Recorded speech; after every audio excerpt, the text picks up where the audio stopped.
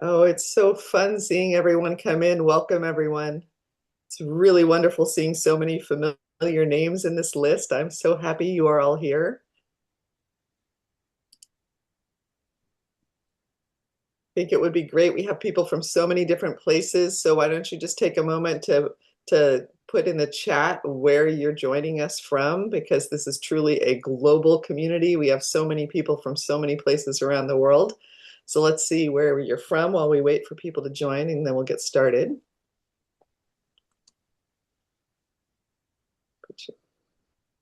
All right. Yeah. Belgium, I imagine you're hot as well. It's warm in Europe these days. All right. Amelia for Peru. We got Kenya, Dubai. So excited to have you all here. We really appreciate you joining us, whatever time of day you're joining us from. We probably have kind of every hour of the day as well. Istanbul, beautiful city. Javeria from Pakistan. Oh, I could put, hi, hi, Angela. Glad you're here.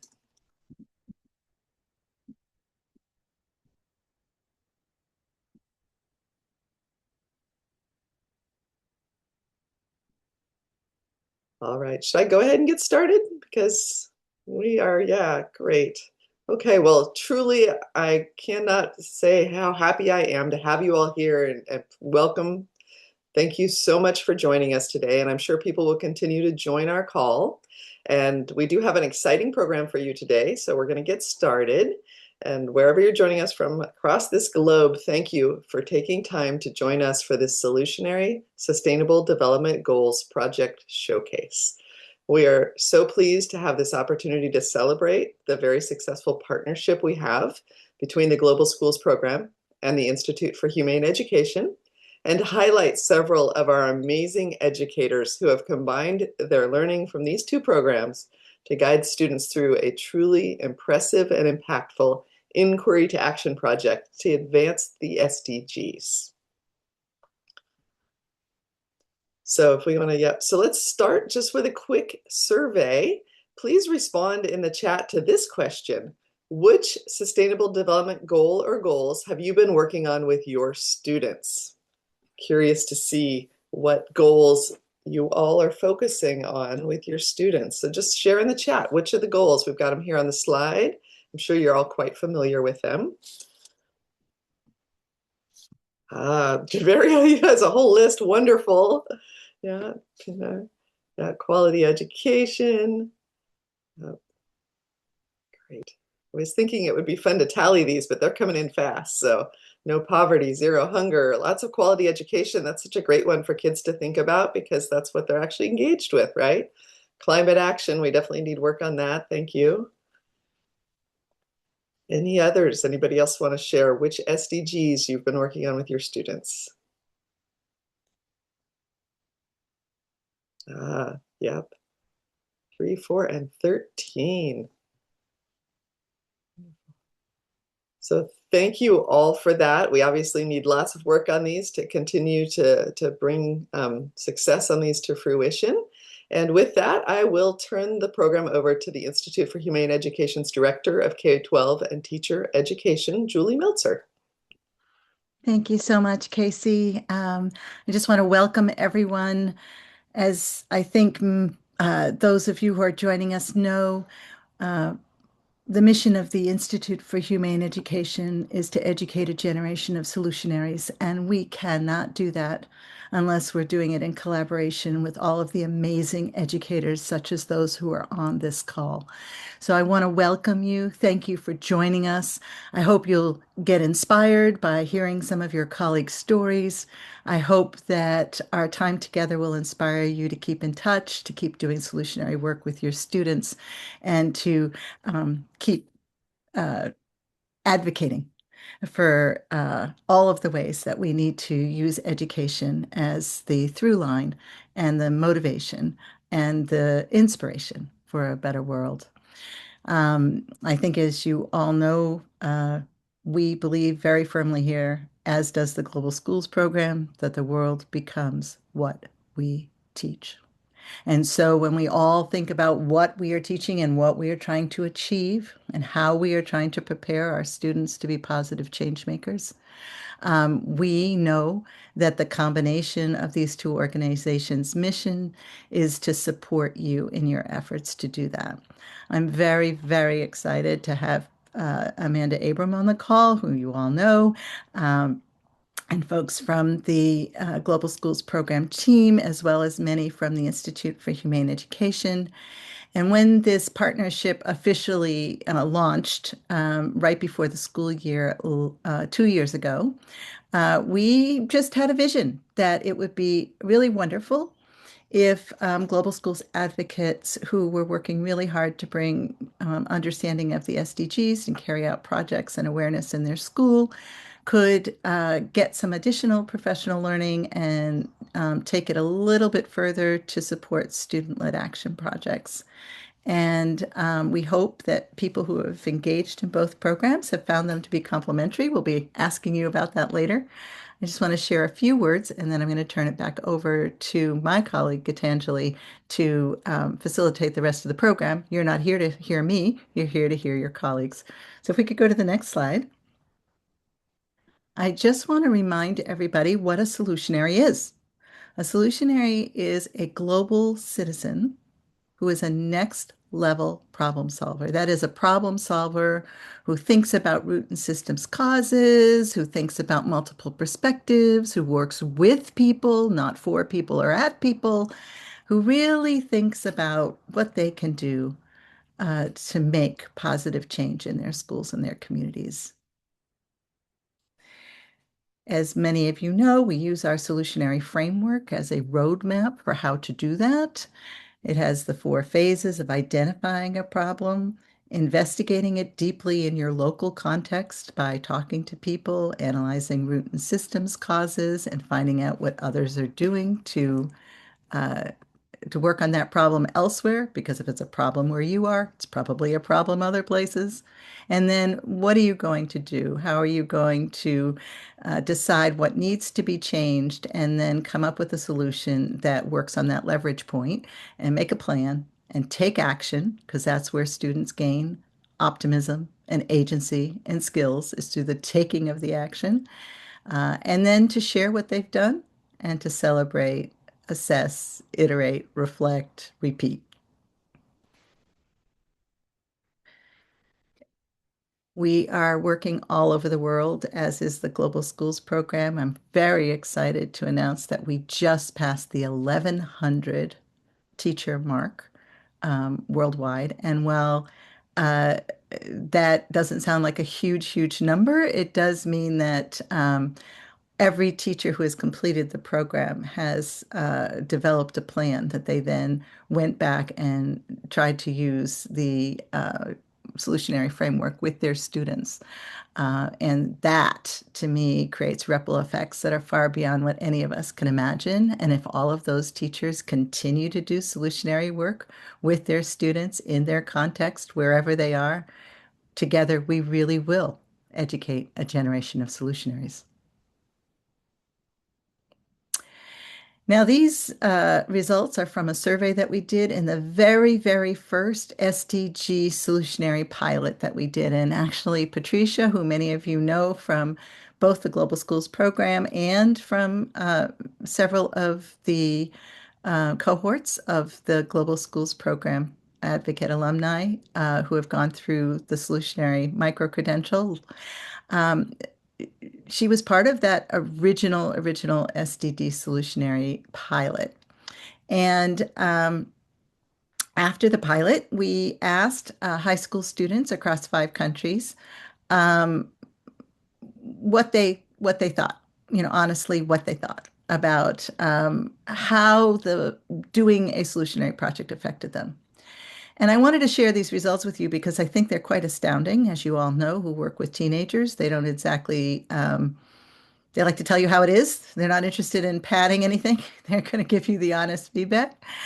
Um, and I think it's really critical to see the percentage of students who said they developed more compassion and understanding, who liked working on a real world problem, who are better at collaborating and cooperating with others, who are better critical and systems thinkers, and who have more confidence that they can take action to make a positive difference.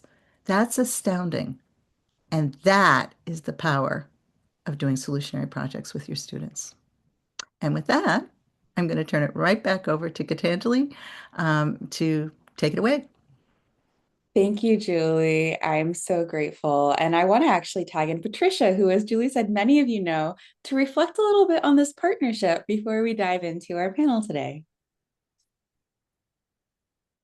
Thank you, Gitanjali. Yes, I'm fortunate enough to be on both programs. So it's amazing to see how we've gone through 4 cohorts and we've been uh, touching people in so many countries, in 44 countries, and we already have 77 graduates.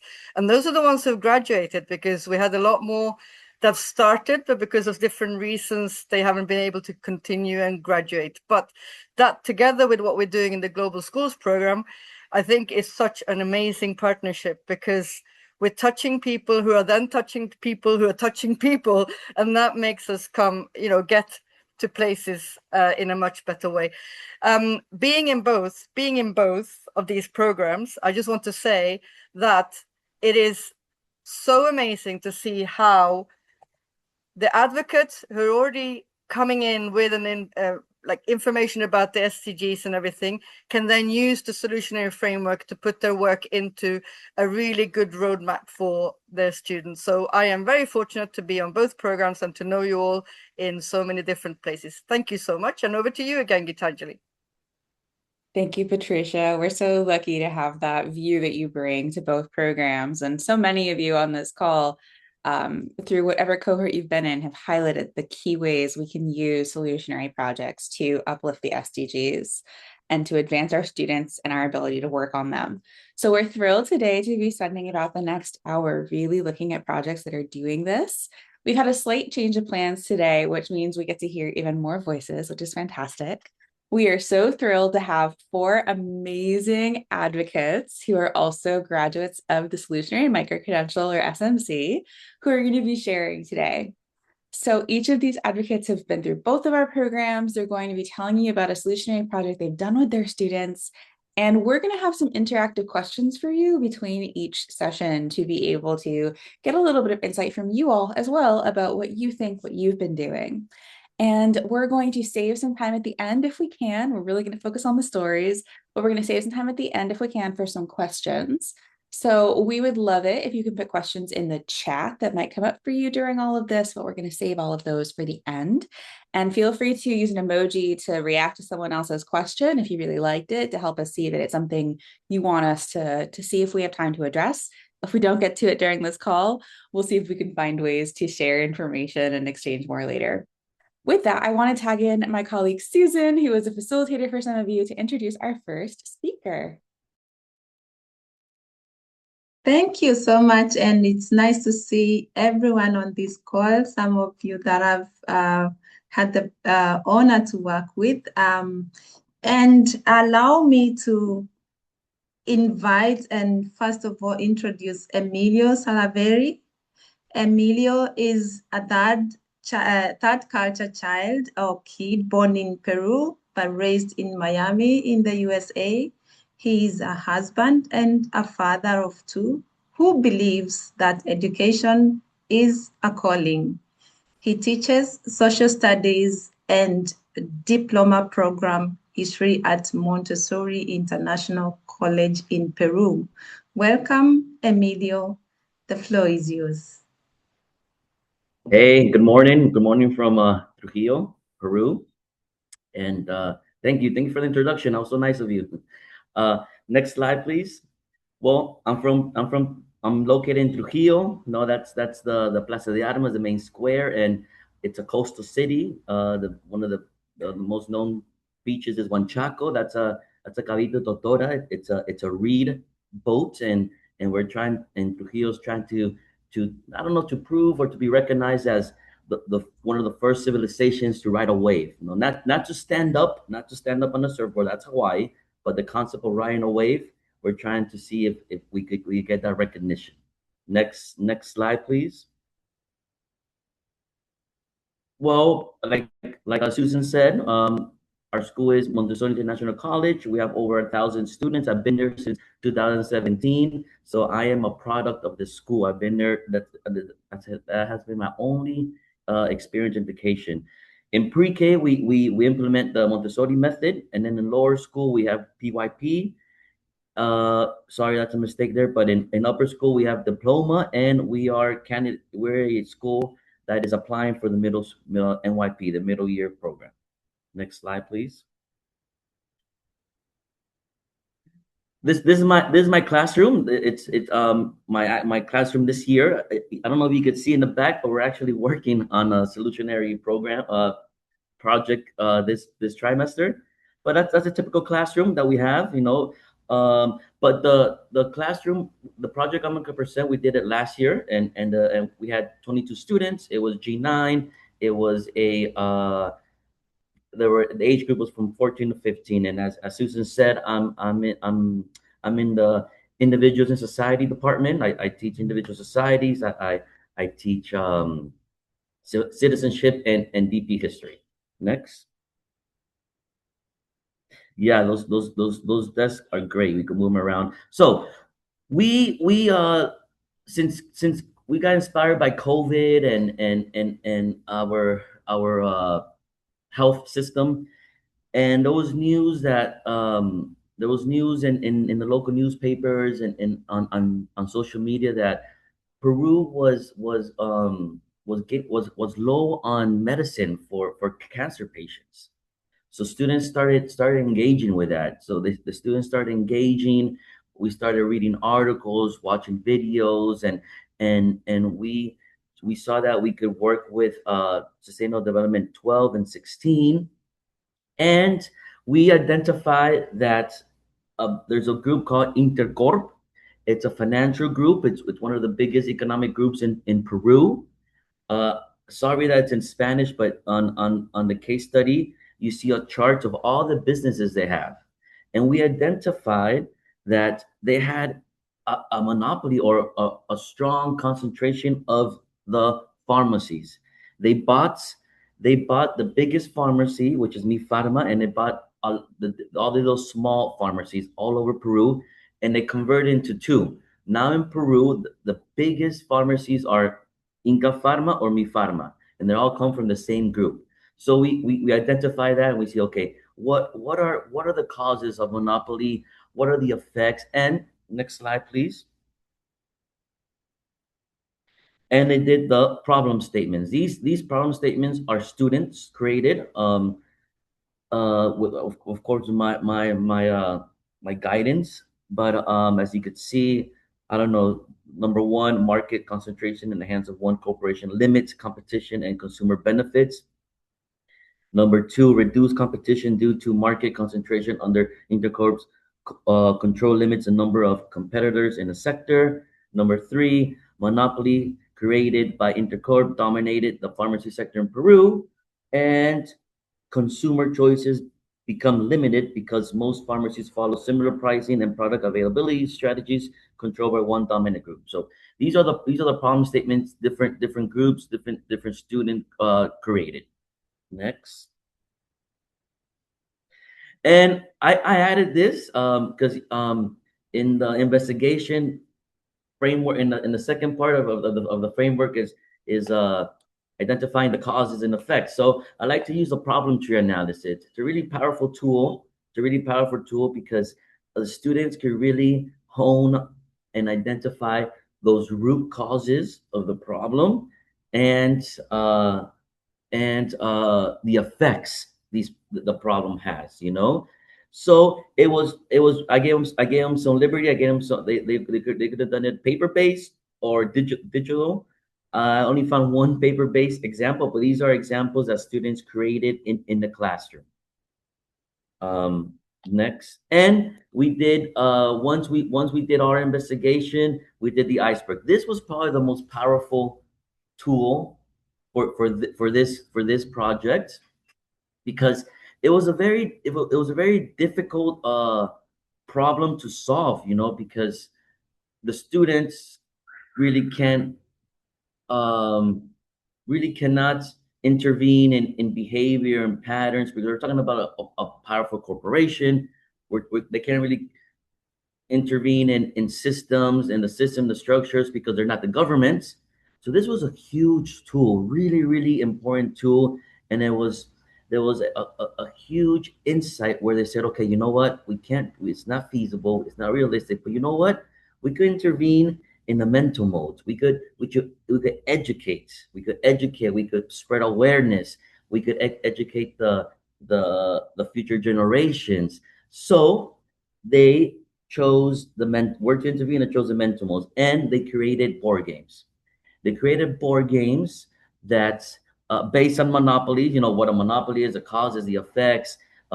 They but they did different sectors like food monopoly, uh, monopoly in general, and they played these games with lower school students with G3 and G4. You know, and it was really, really interactive, really cool. They made their own rules. They brought the board games, their own chips, their fake money, and it was really, really powerful. It was really powerful. And the students, it was all student led. Next, please. So yeah, so the systems thinking, this really gives you a holistic approach. You know, it allows you to see all the different perspectives. Like this year I'm implementing the sustainability compass. You know, so that's a new tool I'm using this year. I try to use new tools, but it gives you that holistic approach. You know, I also think the solutionary framework, the key skill here for me is critical thinking. You know, students are thinking critically about these problems, about the roots, causes, the effects, and it also allows us to just you could use it anywhere in your unit, in your class. That's really that's what's great about the framework. When well, you know, like I said, the root causes and the iceberg. The iceberg allowed students to be strategic and realistic on about their intervention. And why did this matter? Students believed that they were contributing to a more peaceful and just war. Students thought about their solutions, really thought about how can they intervene, and they did something that they believed that was making a difference. You know, it builds empathy, compassion. Like I said, the framework could be easily integrated into your curriculum, into your planning. It's another approach. It's another approach for teaching, and also I believe the framework could be used in project and service based learning, especially in CAS and DP. This should be a framework to be implemented in that course in CAS. And I'm finished. Thank you.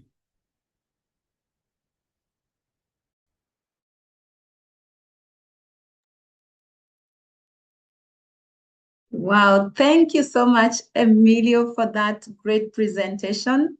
And of course, taking us through how you are empowering your students to think about systems and also explore ways of how they can bring solutions. And of course, teaching the younger ones to come up with, ideas on how they can also deal with issues around them. Well done. I would like to open the comment section for everyone to just have a feedback from what Emilio has presented. I would like us to just text there, what was your biggest highlight about what Emilio has presented? And to transition us to the next speaker, we have a small poll that we're gonna do here. And on the chat section, there's a link. You will be led to this poll where you're supposed to pick which of the two tools that you've used most in working with your students so far. And of course, the poll is on. I can see people have started posting. Please keep sending in your your polls. Thank you, G, and back to you. Yes, thank you, Susan, and thank you, Emilio. So yes, for this interaction, you can either use your phone and scan that QR code in the top corner or the link in the chat. Click on it and vote and tell us. We want to hear from you. Which two tools from the SMC have you used most often with your students? Emilio started telling us about some of the tools he's used, like the systems iceberg. We're really curious in this group to see what else you've used. So you can see this live updating as people are voting. Again, that link is in the chat, or you can use the QR code in the top corner to scan this with another device and respond. And this is the first of several interactions we're going to have today, because as you hear from Emilio and Javiria and our other speakers, we're hoping this is going to make you think of your own projects and what you've done. So interesting to see already coming in our answers that we have lots of people using the iceberg and of course True Price and MOGO and the solutionary scale. For all of these, one of my colleagues is going to throw in the chat the link to our website where you can find the activities there as well. So if you need a refresher or you want to go try one of these, you're like, I haven't done Circle of All Beings, but I'd really like to. There's a lesson plan there that's just if you have an account set up on IAG, you can access it and it is totally free, obviously, because you've been through all this. And you can access it and share it and try these out. So love seeing how popular the systems iceberg is. Looks like lots of you have used that as well as some of these other tools. Let's keep going and see what else we can share with each other. I'm really thrilled today to be taking a few moments to share some of the examples of work we have from other advocate alumni who have been part of our program. And let's see if this will let me go forward. So today we're actually going to be hearing from a graduate who couldn't join us live today, but Megan Vosk is a teacher who is originally from the US, but has worked in schools all over the world. And she has most recently been working in Vientiane in Laos, where she and her students were engaging in a solutionary project to address one of the SDGs. So we are thrilled to be sharing with you a video from Megan where she's talking through her solutionary project. And similar to what Susan said, as we're listening to Megan, just like we were with Emilio, feel free to put in the chat what's standing out to you. What are you enjoying? What are you finding interesting? And we'll have a couple more questions for you when this video is over about Megan's project and what it makes you think about. So here we shall watch her video. Thank you for inviting me. I'm really happy to be here and to share about the elective course that I just taught. So I'll be speaking about a class that I taught. Actually, we just finished up last week. It's called Beyond the Wrapper, and it was the like after the colon actually was The Secret Life of Snacks. So this was like kind of my hook to try and get students involved in the project, but I really wanted it to be an investigation into where our food comes from, and especially ultra processed food, and for students to think a little bit more about supply chains and the true price of the cheap things that they buy wrapped in plastic at the convenience store. So you can go to the next slide. So for me, I'm an international teacher. I teach at an IB World School in Vientiane, which is the capital of Laos. I am really lucky because we have every Wednesday we have a 2-hour block of time called immersions, and that's really where we can teach interdisciplinary elective courses, and the teachers get to design those courses. So our last round of electives were all centered around SDGs. And so I decided that I wanted to look at SDG 12 with my students, which is responsible consumption and production. And these are mixed grade level classes. So I had 20 students in grades 6 to 10. And we had 6 weeks and 12 hours to do the course and focus on SDG 12. And the key question was, what did you eat for lunch? Where did the ingredients come from? And so we first started investigating what we ate in the school canteen. And then, as I'd mentioned earlier, we went and looked a little bit more at packaged food. But you can see the student drawing of their lunch, and that kind of was like the catalyst to get the students thinking more about where their food comes from. Because first, when I asked the student where did their food come from, they said from the cafeteria. Yeah, so I was thinking about how a lot of students are consumers, but they don't think that much about what they're consuming or what the journey is like from the farm to the plate. And so I wanted students to think a little bit more about the production chain, and I believe that IHE has some great resources about this. I pretty much use the resources in the True Price activity and the True Price resources that I got when I did the Solutionary course. And I got introduced to the Solutionary course through the Global Schools program. So this is also a shout out for Global Schools program, which is also works on education for sustainable development, and they do some really nice partnerships with IHE. So I tried to tell students a lot that we were thinking about the true price and the true cost, and thinking about how we can produce and consume more sustainably. To the next slide.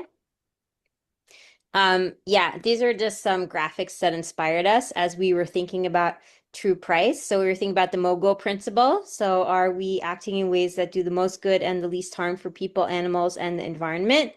And we were thinking about food loss and waste, and how much food is actually wasted as we move along the steps in the food chain. And this part was really interesting when we thought about food loss and waste, because the students during the investigation phase decided that they wanted to talk to the canteen workers and to get in touch with the people that were kind of working behind the scenes in the school cafeteria to find out how much of our school cafeteria food is wasted every day, and then what the school does with that waste. And it led to some pretty interesting discussions, especially about the wax paper cups that the school serves the juice in. And then also thinking a little bit about what happens when the food that the school purchases like doesn't get eaten. And so school also really thinking a lot about what do they buy and what's like the right amount where they have the least waste, but also enough food to feed everybody. So it was interesting for students to think a little bit more about the operation. You can go to the next slide. Okay, so we inquired in several different ways. So we used graphic organizer, like you can see the picture students drew here, to show like this was showing like the process that the watermelon takes, like from the seed to like the shipping and the growing, and then how it gets transported. So for students again to think about the product path of an ingredient. I did have the students do some writing. So like after they drew the picture, they imagined like, oh, imagine if I was a watermelon, like what would my journey be like? Then I mentioned we did the field interviews with the canteen worker, and we also went into the school cafeteria to have some discussions about like labor costs, and to think about if the people that were preparing the food were getting paid ethically.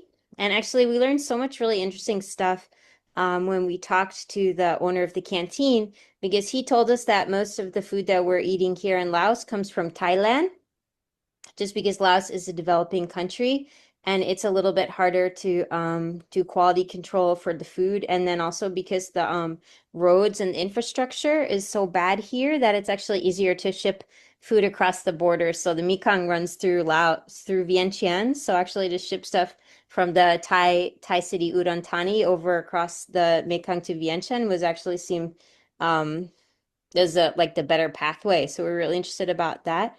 And then the other interesting thing we learned was that the only locally produced food that the students consume every day was the sticky rice, which is a staple crop in Lao, Khao Niao. You can go to the next slide. This is behind the school canteen. So the school actually has a biodigester, which was we were not aware of, but the owner of the canteen showed us how to use the biodigester and talked about how the school actually had initiated the use of the biodigester through a different student project the year before. And then there's the picture of the students kind of going into the back of canteen to talk to the workers and find out about how the food was produced. So this was really interesting part of the inquiry too. Then on to the next slide.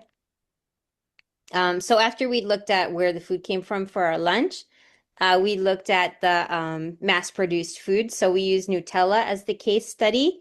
I think because there's just so many resources on the internet already about Nutella and about maybe some of the true price of the cost of the cheap hazelnut spread. So we were able to use the journey of Nutella to look into things like palm oil production, which is a huge issue in Southeast Asia, and it leads to a lot of deforestation and huge environmental costs. And because we're so close to Malaysia and Indonesia, a lot of students had seen the palm oil production, the palm oil like plantations, and so they had some background knowledge of that.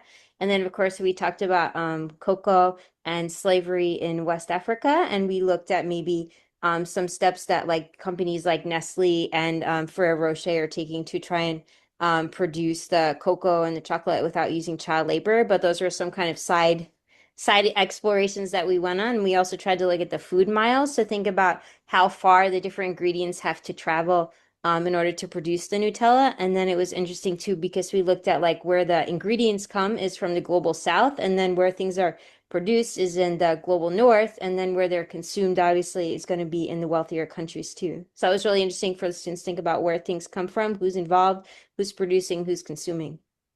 Onward to the next slide.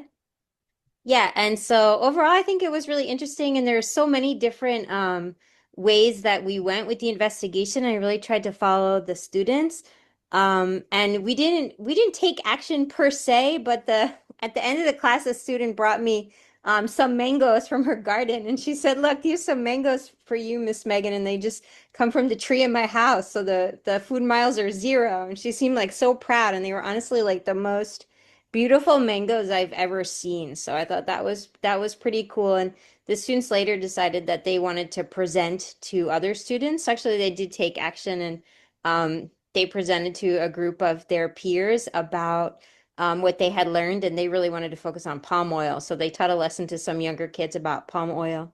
And if you go to the last slide here, this is my LinkedIn, and then I wrote an article about it. I'll put the link in the chat, but I was really inspired myself too, and I found that when I reflected on it and I could write about it a little bit, it also helped me to process what had happened. Thank you all for listening. Wonderful. So, thank you everyone for listening as Megan shared her story. As you heard her talk about, she initially said her students took no action, but after all that investigation, of course, they felt inspired to do something. So, they did take action. They did actually, on both the micro scale of one student with their own life and then the slightly bigger community scale in their school. So, we want to ask you another question here. Excuse me, we're not going to watch this again. We want to ask you another question here using a similar process about what types of actions you've most often seen your students take to advance the SDGs. So the way this works again is you can scan that QR code or use the link I've put in the chat. And this is going to ask you to click right on the type of action that your students have most often taken. So you can just click on it and it should pop up a little dot or a little pin to help us see what people have done. And if that's not working for you for any reason, throw it in the chat. Tell us what you've done. But you should be able to visit this link or use another device to scan this and go here and tell us what type of action have your students done.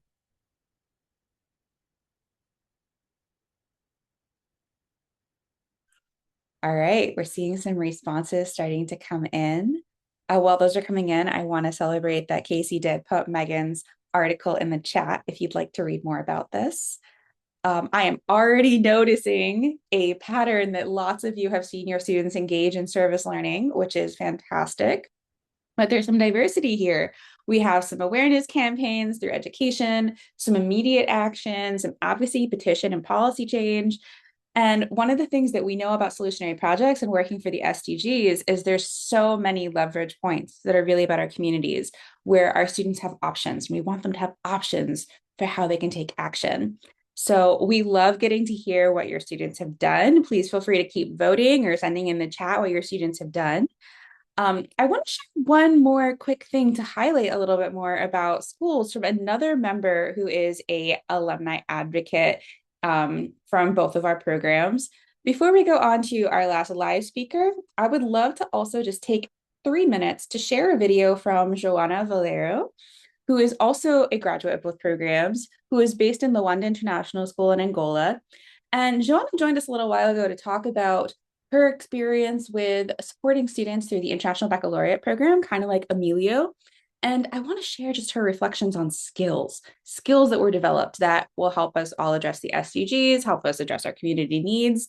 So let's hear a little bit from Joana, and then I want to ask you to reflect And yeah, I think Joanna's here. So if you are Joanna, I might invite you to add in the chat or join us later for the Q&A if you're up for it.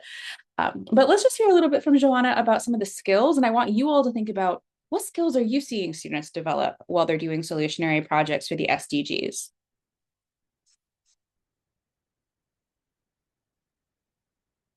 I just finished the micro-credential course a couple of weeks ago. Feels like a longer time and shorter time at the same time.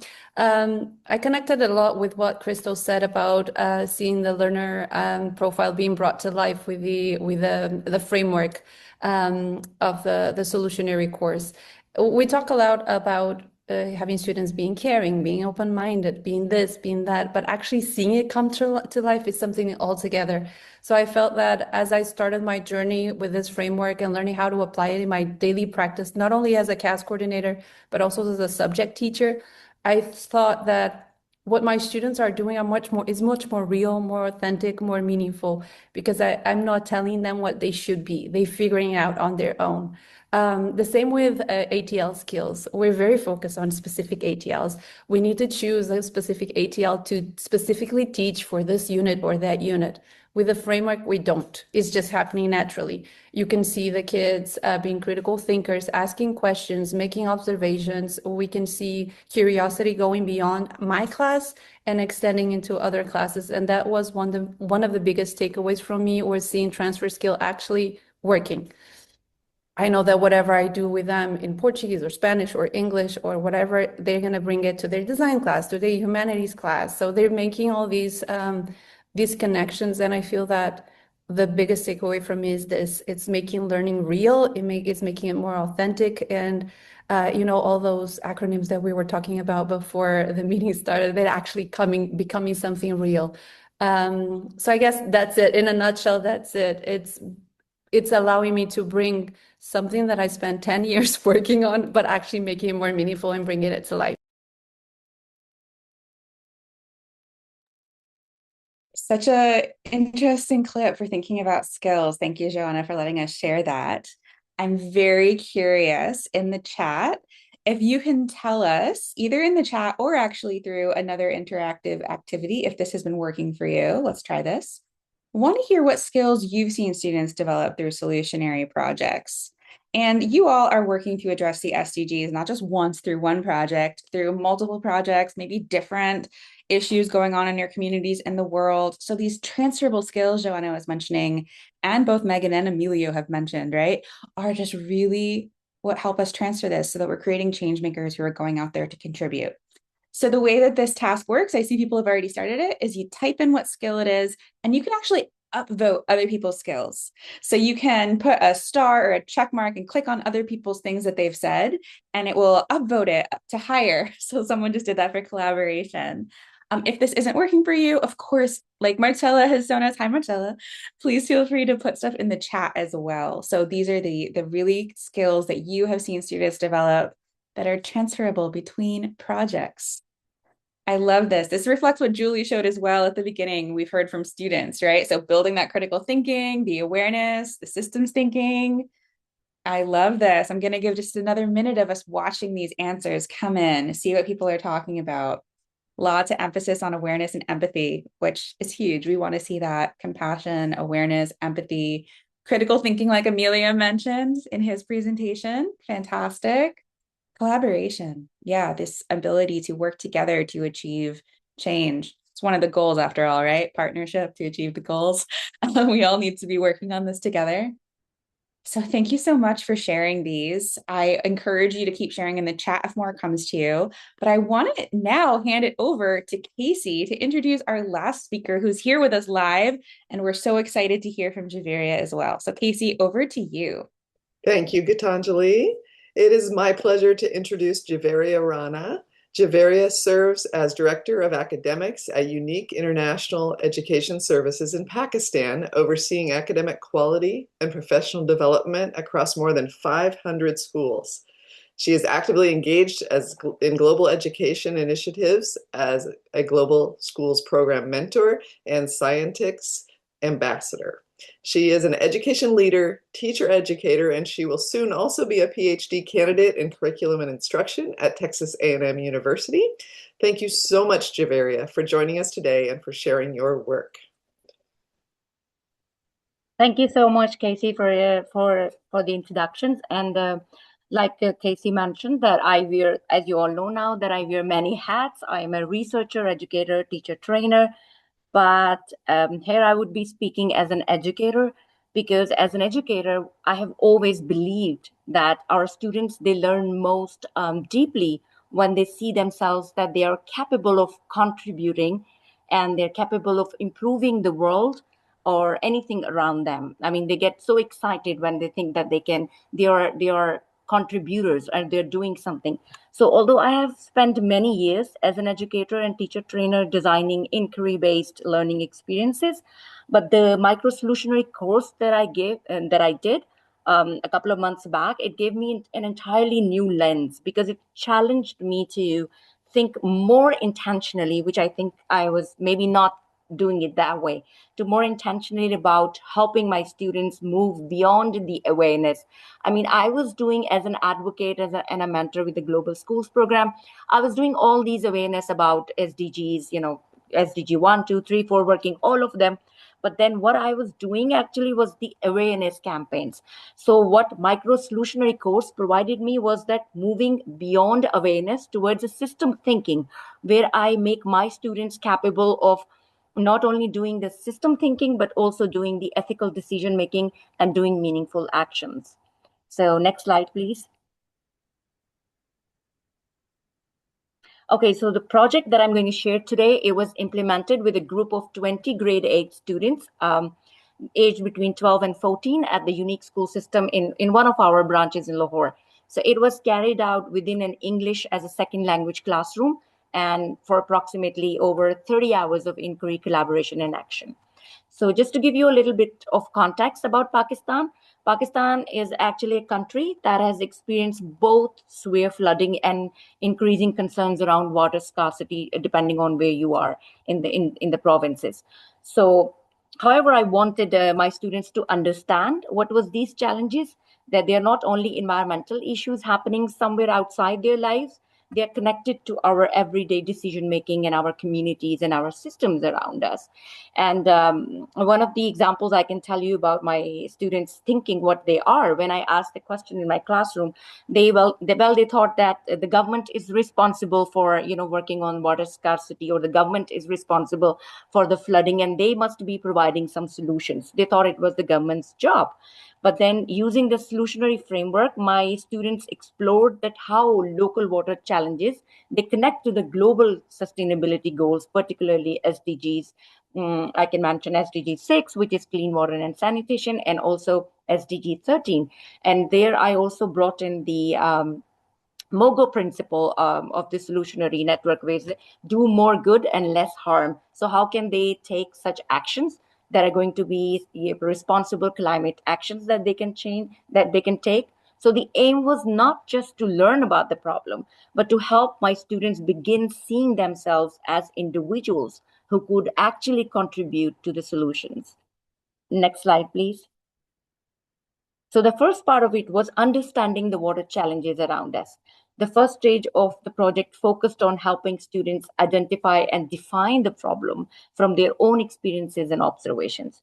So what happened that those students, through classroom discussions, and they shared examples of water-related challenges that they have witnessed at their home. And in fact, this is a little bit of an embarrassment, but I would like to give example of my own house. The servant or a maid in our house would use the hose, the pipe, to wash the cars, and I mean, this is an irresponsible use of water. So I also had to tell them to use the water responsibly. I'm using this example because I have seen this example in many different houses in Pakistan. So how to work around water wastage, and how to use the inefficient use of water and the flooding and drainage issues that many communities experience during the monsoon season. So one of the most powerful moments in this phase was when students began to realize that water scarcity and flooding are not completely separate issues. Through discussions and reflections, they recognize that both are interconnected to how we as humans manage and value water. So the central question that guided their thinking was, what role do we play in this problem? So when the students are at the center of the problem, they think that they are responsible, then they start thinking about the solution. This question shifted the conversation from blame and helplessness to responsibility and agency. What my students did was they developed the understanding that environmental challenges are influenced not only by natural events and climate change, but also by human choices, such as wasting water, such as blocking drainage system, which they do with many things, the wrappers, the things that they throw out, and through improper waste disposal and a lack of awareness about conservation. Next slide. So this is the time when they became water detectives. I would call them water detectives. So once students identified the problem, they became what we call the detectives, and this was perhaps one of the most engaging phases in the project. Thank you for inviting me. I'm really happy to be here and to share about the elective course that I just taught. So I'll be speaking about a class.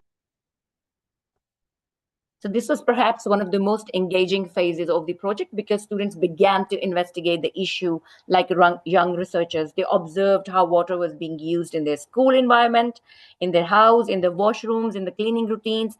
So they discussed their observations with the classmates and teachers and researched the causes and consequences of water scarcity and flooding.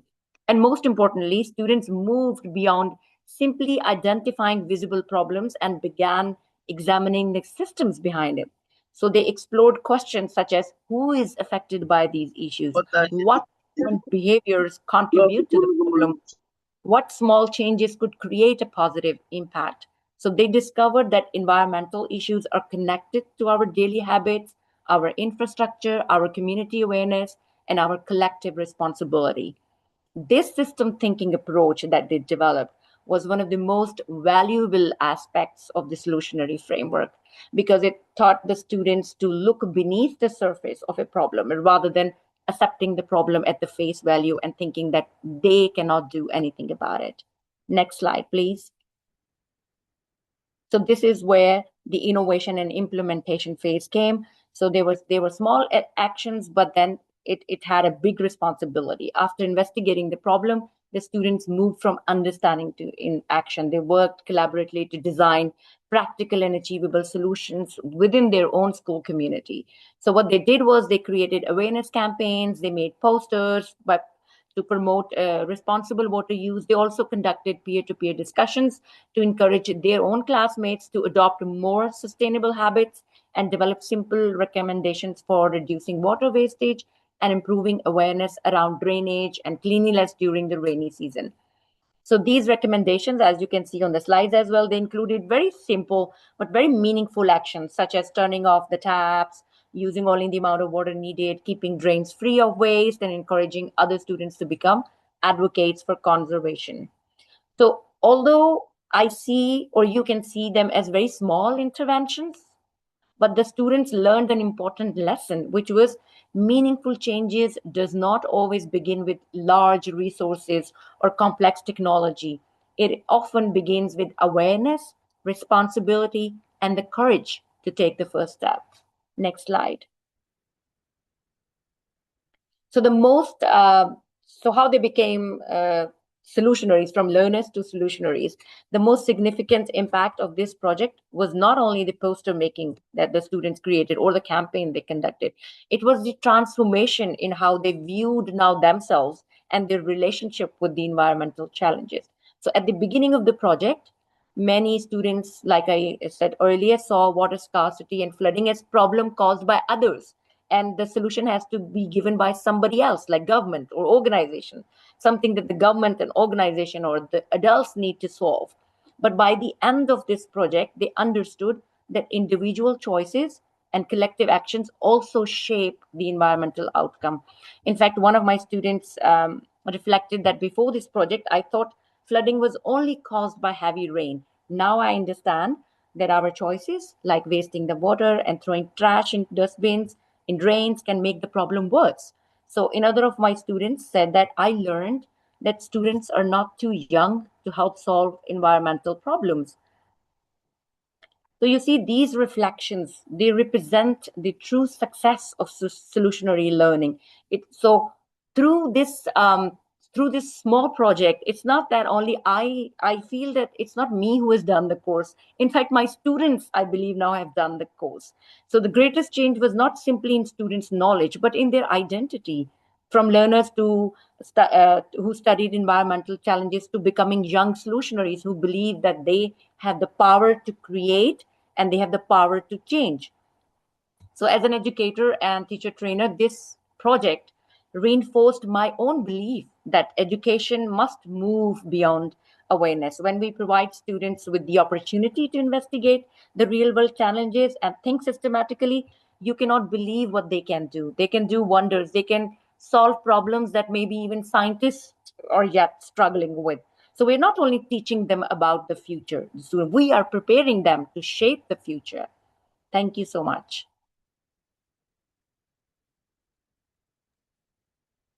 Thank you so much, Javeria. That was just really wonderful.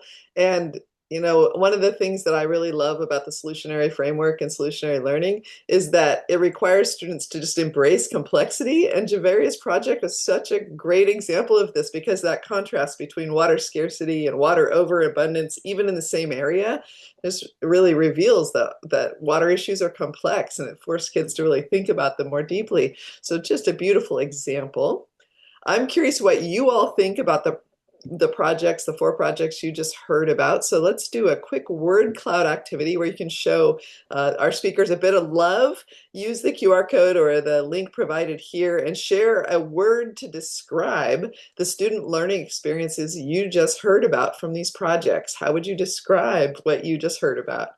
And let's see what you're all feeling about these projects. Great, and this should create a word cloud as we throw in some ideas here.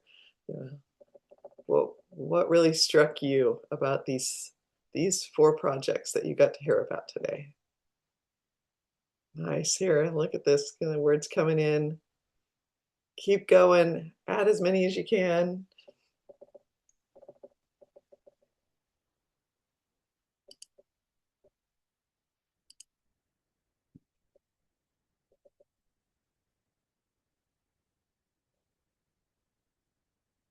Give it one more minute here, see if we can get a couple more words on here. Inspiring is certainly standing out, and they were inspiring presentations, just like so many of the projects. All of you teachers here, we have so many participants on this call that are leading amazing projects around the world with their students, place-based projects that are changing the locations where every one of you are. Look at all these wonderful words. Thank you so much, everyone. With that, I'm going to turn it over to Susan, who can then lead our short Q&A here to wrap this session up. Thank you, Susan. Awesome. It's so inspiring to hear what the students can do when they are guided and provided with a structure to work with. Indeed, we are not just preparing them, we are not just giving them an opportunity to think about the future, but we are preparing them to take it right from now and become change makers and solutionaries in their communities. Thank you, everyone who has presented. I would like to have a few questions to the presenters, and anyone can go. There is no particular order.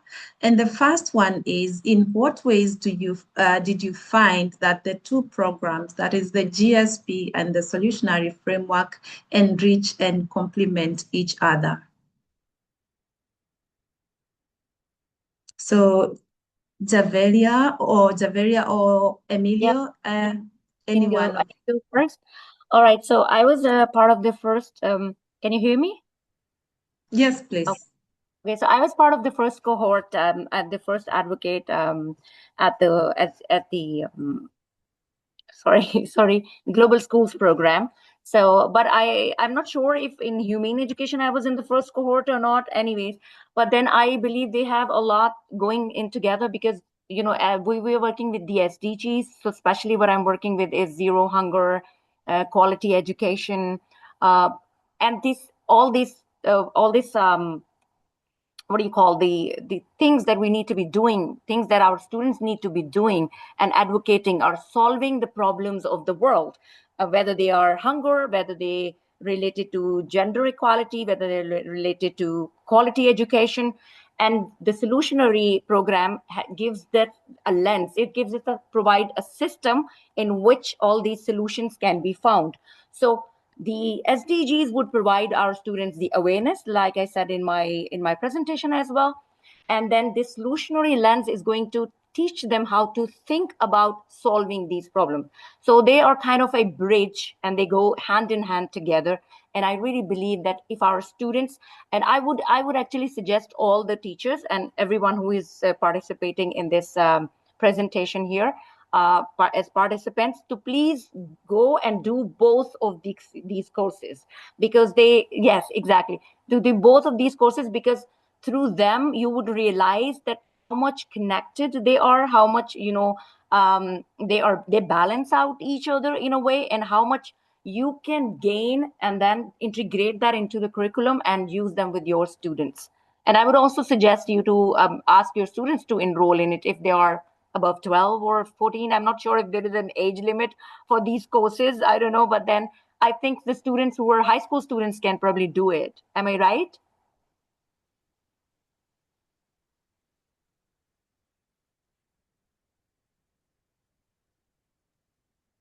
Yes, Oh, there's Yes. definitely ways for them Absolutely. to engage. So yeah, so Amelia.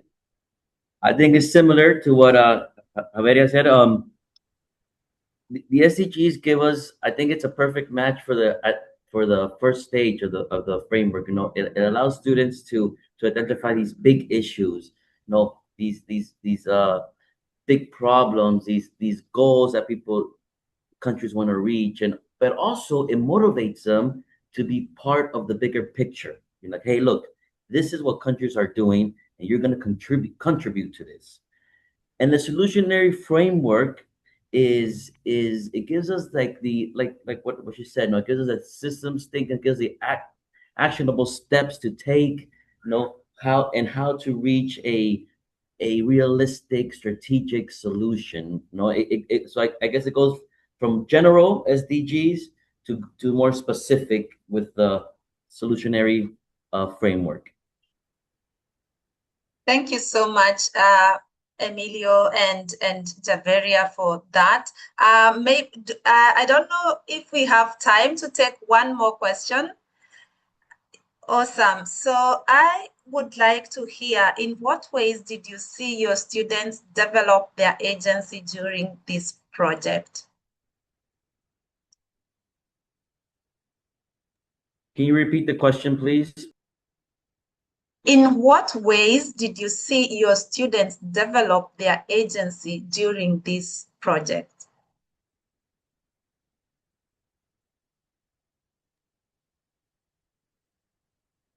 I can go. Yeah. I can answer that. Oh, sorry. No. Go ahead. Go ahead. Go ahead. You sure? Okay. So, like I also talked about in my presentation, that initially when I talked to my students, the group of students, about this project that we'll be doing, they initially thought that whether it's because these are such big issues. Even if you think about the flood and water scarcity, even as a not even as an adult, you would think, well, what does it has to do with me, and how can I contribute? I mean, if there is a flood in Lahore, or if there is a flood in Florida or Miami or New York or anywhere, what I'm going to do as a person, I cannot stop the flood. Or if there is water scarcity anywhere, well, the government needs to do some thinking. It's on the part of the government to be doing something about it, because, well, as government, they are so-called responsibilities on them to provide water. So my students thought this is something so bigger than them, so it's not about them. And while we started using the campaigns, the awareness, how they can save water, how they can do conservation, how they can, think about. So it's all about integrating the system thinking. So using the solutionary network lens, I told them how they can think in systems, how they can think about taking one small step at a day, and then making, just like you, Emilio talked about, the bigger picture, and then going towards the bigger picture and the bigger solution. So what they can, so the solution, so the problem might be very big, but the solution, you have to start one by one. For example, in my house, I started with this, that, all right, I'm going to tell my servants to use a bucket, just one bucket, to wash one car. And also, please don't wash the cars every single day. I mean, you can use a cloth to clean the car. Maybe twice a week is fine. So this might seems like a very small step, but it gives me, my students, and everybody an agency. So they take the ownership. Agency is more like taking ownership. So they take ownership of the solution. So they become problem solvers. So they start thinking that they are contributing to the larger issue. So if I start doing it today, you start doing it today, my whole community start doing it today, and then my city, and then my province, and then my country, think how it will solve the water scarcity. So this is my. Thank you so much, Emilio. Yeah, I think really, I think agencies throughout all the stages, what I start with, I just I teach a little bit. Like, there's no really passive learning with this framework. It's all active. Like, it's all choice, it's all voice of the students. I start with the SDGs. Okay, what SDG are you interested in? What do you want to learn more about? What big issue you want to, and they choose it. Then they have to create. Then I group them up. Like, it's all individual, and then I group them up, and then according to the SDG they chose, I group them up, and then they have to start thinking about the problem, the specific problem. What problems do you see in the community? What problems do you see in Trujillo? So I think really agencies throughout the whole process, because the framework, it gives students choice. It gives them choice, and it gives them the ability to, or the opportunity to share their voice, what they think about these issues, and also in the investigation stage, where they create their own research questions, so they are taking action on their learning. They are taking ownership of their. I'm not giving them the question. Of course, I have to. I'm there to help, because that's another debate, right? What's the role of the teacher? Are we just simple project managers, or do we still have a strong, significant presence in the classroom? Because with all AI and all that, whatever. I don't want to get into that's a whole different topic. But yeah, I think it's throughout. I think it's throughout the whole framework. It's about agency. It's about choice. And it's about student voice. Awesome, awesome. Thank you so much, Emilio, for sharing. And of course, we already have Javeria giving a piece of advice to any other person or any other teacher who hasn't joined the program to really consider taking the Solutionary micro-credential course, and also joining the Global Schools program to be able to take their students to the next level. Thank you so much, and back to you, Gitanjali.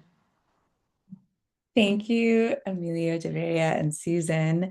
Yeah. We want to say thank you to you so much for joining us and sharing live. And thank you to Megan and Joanna for letting us share some of your reflections as well. Emilio, I really appreciate what you just said about this question you raised of what's our role as educators in all of this still, right? So that's such a great note to leave us on, as well as some thoughts, perhaps. I'd like to invite Amanda to share a little bit of her reflection to help us wrap up today.